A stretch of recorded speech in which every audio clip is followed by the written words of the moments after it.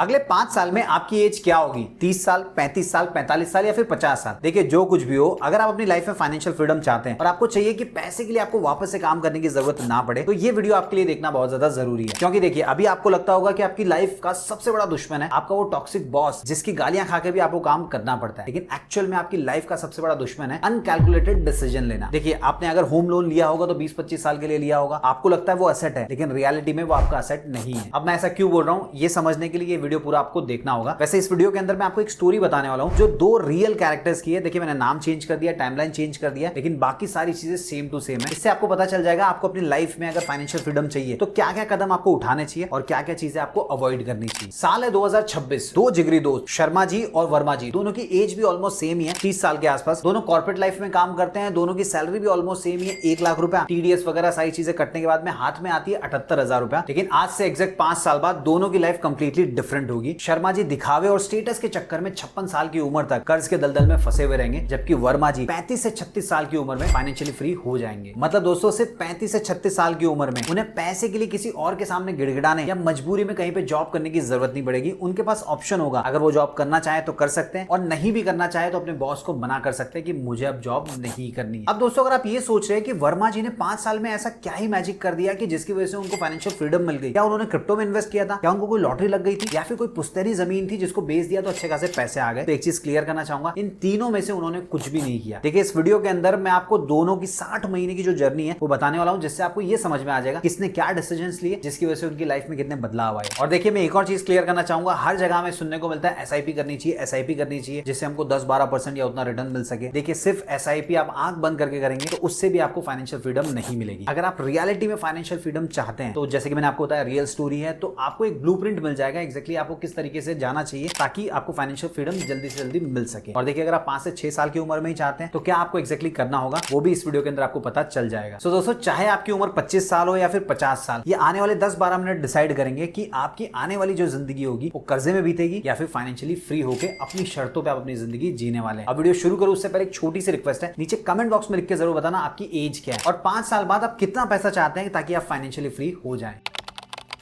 Day 1 दोनों के bank account में 78,000 रुपए की इन हैंड सैलरी क्रेडिट होती है। शर्मा जी ने तुरंत स्वाइप मोड एक्टिवेट कर लिया और 12 लाख रुपए की एसयूवी गाड़ी खरीद ली और जिसकी ईएमआई सेट हो गई 18,000 रुपए की। इसके अलावा वो एक शानदार फ्लैट में रहते थे जिसका रेंट था 25,000 रुपए महीने का। अब रिजल्ट क्या निकला, 78,000 की सैलरी में से 43,000 रुपए तो पहले दिन ही ब्लॉक हो गए। उनका लॉजिक एकदम सिंपल सा था, भाई आईटी मैनेजर हूं, सोसाइटी में स्टेटस भी मेंटेन करना पड़ता है। अब दोस्तों, यहीं से शुरू होता है सबसे पहला फेक वेल्थ का ट्रैप। एक मिनट आप सोच के देखिए, किसी इंसान की सैलरी 78,000 रुपए और उसके पहले दिन से 43,000 रुपए की फिक्स लायबिलिटी बंधी हुई है। उसके बाद में उसे खाना पीना भी होगा, यहाँ पे ट्रैवल भी करेगा, पेट्रोल का खर्चा भी जाएगा, तो उसमें भी 20-25,000 रुपए चला जाएगा। मंथ के एंड में उसके हाथ में बचेगा क्या, सिर्फ 10,000 रुपए। इससे ना तो वो सेविंग कर पाएगा, ना इन्वेस्टमेंट कर पाएगा और ना ही इमरजेंसी फंड कभी भी जुटा पाएगा। अब देखिए, वर्मा जी ने क्या किया, वो भी रेंट पे ही रहते थे, लेकिन उनका रेंट था सिर्फ 13,000 रुपए, क्योंकि पुरानी बिल्डिंग में रहते थे। इसके अलावा उनके पास एक पुरानी सी बाइक थी, उसी से अपना काम चलाते थे और मंथली एक्सपेंसेस भी उन्होंने लॉक किए हुए थे कि 15,000 रुपए, इससे ज्यादा खर्चा नहीं करूंगा। मतलब 78,000 रुपए में सिर्फ 28,000 रुपए उनका मंथली खर्चा था, 50,000 रुपए नेट उनको बचता था। लेकिन दोस्तों, वर्मा जी ने ब्लाइंडली एसआईपी करना शुरू नहीं किया, क्योंकि उनको पता था कि इमरजेंसी फंड बनाना सबसे पहले जरूरी होता है, क्योंकि इमरजेंसी फंड नहीं होगा तो पैसे बनाने की जो मशीन है वो ढंग से काम नहीं कर पाएगी। तो देखिए, पहले महीने से 6 महीने में उन्होंने क्या किया, सबसे पहले ये समझ लीजिए, उन्होंने उस 50,000 रुपए में से 30,000 रुपए को इमरजेंसी फंड में डालना शुरू किया, जिसके लिए उन्होंने अपने बैंक अकाउंट में नहीं रखा, लिक्विड फंड्स में पैसे को इन्वेस्ट किया, जहां पे क्या होता है, फंड सेफ होता है, जब चाहिए तब निकाल सकते हैं, इसके अलावा ठीक ठाक रिटर्न भी मिल जाता है। और जो बचे हुए 20,000 रुपए थे उनको फ्लेक्सी कैप एसआईपी में कर दिया। मतलब जो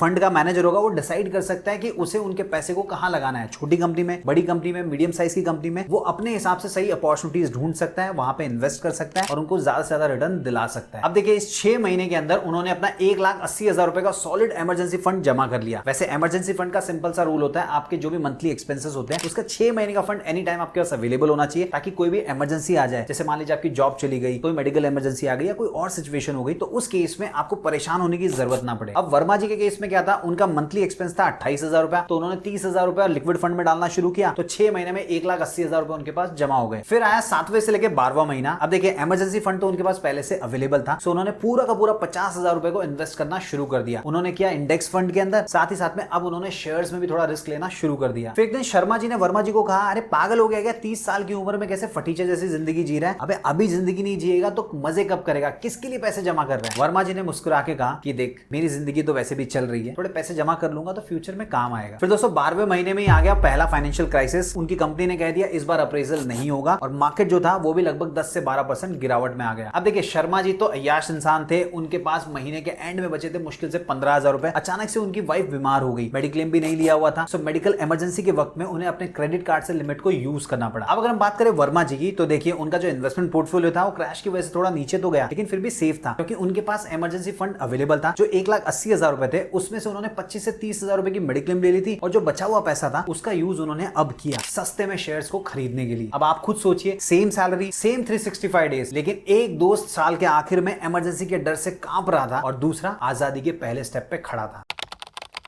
अब आ गया 13वां महीना। शर्मा जी ने अपनी लाइफ का सबसे बड़ा डिसीजन लिया, घर खरीदने का। अब देखिए छोटा मोटा घर तो खरीद नहीं सकते थे, स्टेटस मेंटेन करना है, तो 1 करोड़ रुपए का घर लिया, 80 लाख रुपए का लोन ले लिया और थोड़े पैसे यहाँ वहां से अरेंज करके घर को खरीद लिया। वर्मा जी ने पूछा अरे शर्मा इतनी जल्दी क्या थी घर खरीदने की? उसने कहा कि यार मेरे पास पैसा टिकता नहीं है, इसी बहाने घर खरीद लूंगा तो पैसा एक जगह चैनलाइज हो जाएगा। और देख तुझे तो पता है होम लोन के ऊपर टैक्स बेनिफिट मिलता है सेक्शन 24B और सेक्शन 80C के तहत, मतलब साल भर में लगभग 2 लाख रुपए का तो मुझे टैक्स रिफंड मिलने वाला है, यानी कि मंथली हो गया 16,666 रुपए। सो वर्मा जी ने कहा ईएमआई कितने की है? उसने कहा 67,136 रुपीज की। अब इसमें से टैक्स बेनिफिट मिल जाएगा तो मुझे भरने के लिए आएगा 54,426 रुपए। अब तू खुद बता, 25,000 रुपए तो भर ही रहा था, डबल भरूंगा तो पैसा मेरे घर के लिए जाएगा, मेरा एक असेट बन जाएगा। अब दोस्तों मैं आपसे जानना चाहूंगा शर्मा जी का ये जो लिया हुआ डिसीजन था ये उसको बचाएगा या फिर और डुबाएगा? वैसे सच्चाई सुनकर आप खुद भी हैरान हो जाएंगे। अब देखिए हमें क्या लगता है, जब हम ईएमआई पे करते हैं तो हर महीने हमारा लोन का अमाउंट कम होते रहता है, लेकिन होम लोन के रूल्स के हिसाब से शुरुआत के सालों में आप जो भी पेमेंट करते हैं उसमें से एक बहुत बड़ा हिस्सा तो इंटरेस्ट में ही चला जाता है। अब देखिए शर्मा जी ने 80 लाख रुपए का लोन लिया 9% के रेट ऑफ इंटरेस्ट पे, तो उनकी ईएमआई बन रही थी 67,136 रुपीज की। अब इसका अगर कंपोनेंट डिवीजन आप देखेंगे तो इंटरेस्ट में दे रहे थे 60,000 रुपया और प्रिंसिपल के लिए सिर्फ पे हो रहा था 7,136 रुपया। अब टैक्स रिफंड को एडजस्ट करने के बावजूद भी 25 सालों के टेन्योर में 80 लाख रुपए के बदले में उनको पे करना होगा इंटरेस्ट के तौर पे 1,21,40,713 रुपया। अब मान लो 14,68,173 रुपए का उनको टैक्स बेनिफिट मिल जाता है, तो फिर भी उनको टोटल पे आउट करना पड़ेगा 1,87,00,000 रुपए का। मतलब 80 लाख रुपए का घर खरीदा लेकिन उसके लिए पे किया 1,07,00,000 रुपए एक्स्ट्रा। मतलब दोस्तों शर्मा जी की 70% सैलरी अब सालों साल तक चलने वाले फिक्स खर्चे में फंस चुकी थी। अब देखिए वर्मा जी ने क्या रियलिस्टिक अप्रोच अपनाया वो भी समझिए। 12वें महीने में जो क्रैश आया उसने उनको एक चीज रियलाइज करा दी कि सिर्फ सैलरी के भरोसे नहीं बैठ सकते, कुछ एक्स्ट्रा इनकम जनरेट करनी होगी। लेकिन उन्होंने इधर उधर हाथ पैर नहीं मारा, जो भी उनकी अथॉरिटी थी, मतलब जिस भी चीज का उनको नॉलेज था उससे रिलेटेड उन्होंने कंसल्टेशन देना शुरू कर दिया और मंथली उनको 20-22 हजार रुपए की इनकम जनरेट होने लग गई। अब यहाँ पे भी उनको टैक्स बेनिफिट मिला। अब देखिए एक चीज बोलना चाहूंगा, जो भी फ्रीलांसर्स होते हैं उनको सेक्शन 44A के तहत 50% इनकम के ऊपर टैक्स पे करने की जरूरत नहीं पड़ती। जैसे मान लीजिए शर्मा जी अगर 22,000 रुपए कमा रहे हैं तो उसमें से सिर्फ 11,000 रुपए के ऊपर ही उनको टैक्स पे करना पड़ रहा था, तो एक्चुअल में उनके हाथ में कितना है 19,800 रुपया। सो उन्होंने इस पैसे का यूज इमरजेंसी फंड बनाने के लिए कर दिया और साथ ही साथ में कंपनी ने जो कहा था अप्रेजल नहीं होगा वहां से भी 10% का अप्रेजल मिल गया। सो देखिए वर्मा जी के जो एक्सपेंसेस थे वो तो 28,000 रुपए के ऊपर ही लॉक थे। सो उन्होंने क्या किया, पहले जो 50,000 रुपए इन्वेस्ट कर रहे थे अब वो 60,000 रुपया एसआईपी में इन्वेस्ट करने लग गए। अब दोस्तों शर्मा जी को घर खरीदे हुए 3 साल हो चुके थे। इन 3 सालों में उन्होंने 24 लाख रुपए से ज्यादा की ईएमआई दे दी थी, लेकिन शुरुआत में ज्यादा पैसा इंटरेस्ट में जाता है जिसकी वजह से 80 लाख रुपए में से 3 साल के अंदर सिर्फ 2,93,000 रुपए ही प्रिंसिपल के रूप में गया और बाकी का पूरा पैसा इंटरेस्ट के रूप में गया। मतलब अभी भी उनके ऊपर 77 लाख रुपए का लोन बाकी था। लेकिन दोस्तों वर्मा जी ने 3 साल तक अपने पैसे को बहुत अच्छे से यूज किया, इमरजेंसी फंड बनाया, रेगुलरली वो पैसे इन्वेस्ट करते रहे। सो उनका जो इन्वेस्टमेंट का पोर्टफोलियो था वो 28 लाख रुपए तक पहुंच गया, जिसमें से 26,20,000 रुपए शेयर्स और म्यूचुअल फंड्स में था और 1,80,000 रुपए इमरजेंसी फंड्स के लिए।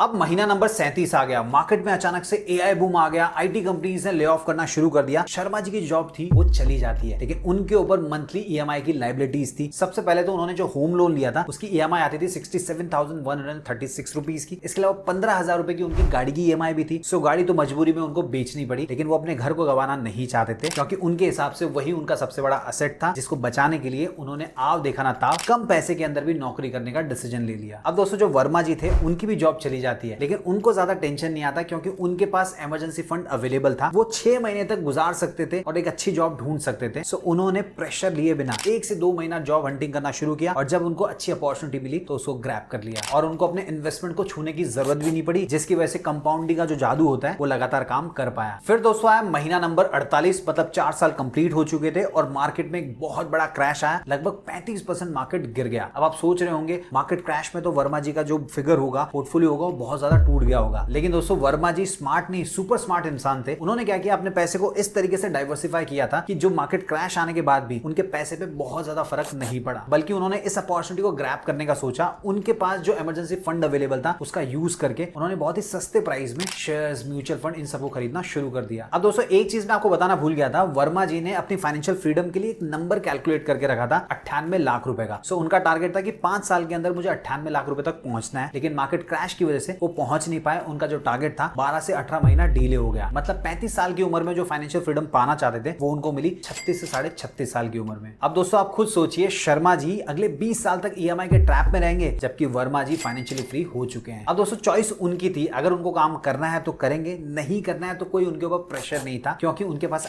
98 लाख रुपए थे, जिससे उनको इतने पैसे तो आसानी से मिल सकते थे कि उनका जो महीने का खर्चा है 28 से 30 हजार रुपए वो तो निकल ही सके। अब दोस्तों आप में से कई सारे लोग सोच रहे होंगे ये 98 लाख का फिगर कहां से आया, 1 करोड़ भी नहीं, सिर्फ 98 लाख। सो देखिए उन्होंने एक सिंपल सा कैलकुलेशन किया, जो भी उनका मंथली एक्सपेंस था 28 हजार रुपया, उसको 350 से उन्होंने मल्टीप्लाई कर दिया तो अमाउंट आता है 98 लाख रुपया। सो उन्होंने डिसाइड किया इतना पैसा जब मेरे पास आ जाएगा तो मैं फाइनेंशियली फ्री हो जाऊंगा, क्योंकि मेरे जो खर्चे हैं वो बहुत ही लिमिटेड है। अब हो सकता है आप में से कुछ लोग सोच रहे होंगे क्या ही मतलब इतने पैसे जमा करने का, जब वो पैसे निकालेंगे तो उनको long term capital gain tax पे करना पड़ेगा, जिससे उनका जो पोर्टफोलियो होगा उसका बहुत अच्छा खासा अमाउंट तो सरकार को चला जाएगा। लेकिन दोस्तों जैसे कि मैंने आपको कहा था, वर्मा जी स्मार्ट नहीं थे, वो सुपर स्मार्ट थे। उन्होंने अपने पैसे को 3 बकेट्स में ऐसे प्लान किया था कि उनको कम से कम टैक्स देना पड़े या फिर टैक्स देना ही ना पड़े। सबसे पहला बकेट उन्होंने बनाया लिक्विड फंड्स का, जो कि इमरजेंसी के लिए था, और इसके अंदर 2 साल तक का घर का खर्चा जो भी होता है उतना पैसा रख दिया। मतलब लगभग उन्होंने 8 लाख रुपया इस फंड के अंदर डाल के रखा था, ताकि इमरजेंसी के टाइम जब कभी उनको निकालना पड़े तो बहुत ज्यादा टैक्स दिए बिना पैसे उनको तुरंत मिल जाए। बकेट 2 बनाया सेफ एंड स्टेबल फंड्स का। इसके अंदर लगभग 30 लाख रुपए उन्होंने रखे।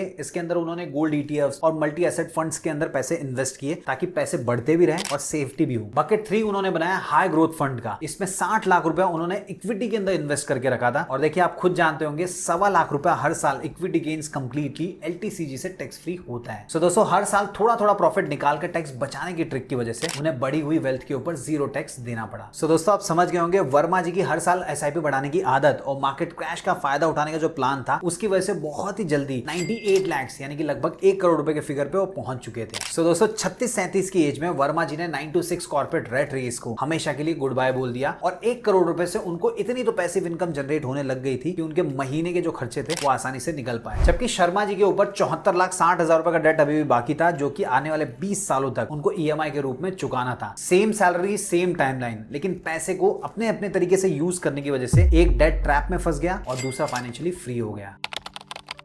अब दोस्तों सवाल ये नहीं है कि वर्मा जी आजादी के बाद में आज क्या कर रहे हैं, सवाल ये है आप आज से क्या करेंगे। अगर आपको लगता है कि काफी लेट हो चुका है तो घबराने की जरूरत नहीं है, आपको बस इन 4 स्टेप फॉर्मूले को याद रखना है। सबसे पहला स्टेप, आपको अपने लिए इमरजेंसी शील्ड तैयार करनी है 1 महीने से लेकर 6 महीने के बीच में। सो देखिए आंख बंद करके पूरा जो भी पैसा बचता है उसको एसआईपी में मत डालिए। सबसे पहले तो ना इमरजेंसी फंड बना लीजिए, तो आपके महीने के जितने भी खर्चे होते हैं उन खर्चों को अगर आप 6 से मल्टीप्लाई कर दे, जो भी नंबर आता है उतना अमाउंट आपके इमरजेंसी फंड में होना चाहिए, और वो आपको बैंक अकाउंट में नहीं रखना है, आपको लिक्विड फंड्स में रखना है, ताकि जब भी आपको चाहिए आप निकाल सकें और साथ ही साथ में आपको अच्छा रिटर्न भी मिलता रहे। स्टेप 2 क्या है, जैसे इनकम बढ़े लाइफस्टाइल को बढ़ाने के चक्कर में मत जाना। देखिए इमरजेंसी फंड एक बार जब आपका कंप्लीट हो जाएगा तो जितने भी पैसे आपके पास बचते हैं उसको आप एसआईपी में डाइवर्ट करना शुरू कर देंगे, और मान लीजिए अगर आपको सैलरी हाइक मिलती है तो वर्मा जी की तरह जो भी पैसा आपका बढ़ा है उसको भी आप एसआईपी के अंदर लॉक कर देंगे। तीसरा स्टेप क्या होगा, आपको एक्स्ट्रा कैश फ्लो तैयार करना होगा। देखिए अनरियलिस्टिक साइड हसल्स मत कीजिएगा, जिसका आपको एक्सपीरियंस भी नहीं है। वो चीज अगर आप करने जाएंगे आपका टाइम भी बर्बाद होगा और साथ ही साथ में फ्रस्ट्रेट भी हो जाएंगे। जिस भी चीज का आपको नॉलेज है उस चीज की कंसल्टेशन प्रोवाइड कर सकते हैं, कोई कोर्स बना सकते हैं, या फिर अगर आप कैमरे के सामने आके बात कर सकते हैं तो यूट्यूब चैनल भी बना सकते हैं, यहां से भी इनकम जनरेट होती है। सो मान लीजिए महीने का 20 से 25 हजार रुपए एक्स्ट्रा कहीं से भी कमा रहे हैं, तो उस पैसे को भी आप सही जगह इन्वेस्ट करेंगे। आप एसआईपी में डाल सकते हैं, दूसरे कई सारे ऑप्शंस में डाल सकते हैं, लेकिन अपनी लाइफस्टाइल को इंप्रूव करने में उसको खर्च नहीं करना है। चौथा स्टेप क्या होगा, जब आपके पास अच्छे खासे पैसे जमा हो जाए तो उनको अलग अलग बकेट्स में अलोकेट कीजिए। देखिए इंडिया के अंदर बढ़ते इन्फ्लेशन और उसके बाद मार्केट ऊपर नीचे होते रहता है, साथ ही साथ में 12.5% का एलटीसीजी देना पड़ता है। तो ये सारी चीजों को कंसीडर करते हुए आपका जो गोल है, जैसे कि मैंने आपको बताया, आपको जितने भी आपके बेसिक एक्सपेंसेस है उनको 350 या फिर 450 के हिसाब से सेट कर लीजिए। वो जो आपका अमाउंट आ जाएगा उसको आपको ऐसे जगह पे इन्वेस्ट करना है जहां पे आपको कम से कम टैक्स पे करना पड़े, साथ ही साथ में जब भी आपको इमरजेंसी आए तो तुरंत पैसे मिल जाए। इसके अलावा इक्विटी में जैसे कि मैंने आपको बताया कि 1 साल के अंदर 1.25 लाख रुपए तक का जो एलटीसीजी होता है वो माफ होता है, तो उतने पैसे आप निकाल सकते हैं। तो अपने हिसाब से टैक्स प्लानिंग कर सकते हैं, जिसके लिए आप अपने सीए की या किसी एक्सपर्ट पर्सन की मदद ले सकते हैं। अब देखिए एक चीज चीज बोलना चाहूंगा, अगले 60 महीने यानी 5 साल हर हाल में बीतने वाले ही हैं। अब दोस्तों फैसला आपका है कि आप अगले 60 महीने के अंदर शर्मा जी की तरह वर्क प्रेशर के अंदर रहेंगे, ईएमआई लूप में फंसे रहेंगे, या फिर वर्मा जी की तरह फाइनेंशियल फ्री होना चाहते हैं और अपनी शर्तों पर जिंदगी जीना चाहते हैं। देखिए अगर आप सच में एकदम सीरियस हैं तो सबसे पहला स्टेप आपको क्या करना है, आपका जो मंथली एक्सपेंसेस है उसको आप 350 या 450 से मल्टीप्लाई कर लीजिए। जो भी नंबर आता है फटाफट नीचे कमेंट बॉक्स में लिख के जरूर बताना। अब दोस्तों आखिर में मैं आपसे एक सवाल पूछना चाहूंगा, शर्मा जी की सबसे बड़ी गलती क्या थी? लोन लेना, फिजूल के खर्चे करना? Answer is no. Time value of money, taxes और अपॉर्चुनिटी कॉस्ट को इग्नोर करना। देखिए हर वो 10,000 रुपया जो आप स्टेटस फ्लेक्स करने के लिए या फिर गाड़ी की ईएमआई भरने के लिए या बाय नाउ पे लेटर पे उड़ा देते हैं, वो एक्चुअल में 10,000 नहीं है, बल्कि लॉन्ग टर्म में कंपाउंडिंग के हिसाब से लाखों में बनने वाली वेल्थ है, जिसे आप खुद अपने हाथों से मिसप्लेस कर रहे हैं। बाकी अगर आपको ये वीडियो पसंद आया तो वीडियो को लाइक करना। वैसे आप लोगों के लिए इसी वीडियो के डिस्क्रिप्शन में कुछ डीमेट अकाउंट्स के लिंक दे दिए हैं, तो अगर डीमेट अकाउंट ओपन करना होगा तो जो भी कंपनी पसंद आए उसमें ओपन कर लीजिएगा और उसके बाद में अपनी ये जो इन्वेस्टमेंट की जर्नी है उसको आप शुरू कर सकते हैं। इस वीडियो को उन सभी दोस्तों के साथ शेयर कर दीजिए जो फाइनेंशियली फ्री होना चाहते हैं लेकिन उनको समझ में नहीं आ रहा किस तरीके से प्लान करें। और दोस्तों अगर आप इसी प्रकार के पर्सनल फाइनेंस से रिलेटेड वीडियोस देखना चाहते हैं, चैनल को सब्सक्राइब कर सकते हैं ताकि जब भी कोई नया वीडियो अपलोड हो उसका नोटिफिकेशन आपको सबसे पहले मिल जाए। मिलता हूं मैं आपको अगले वीडियो में।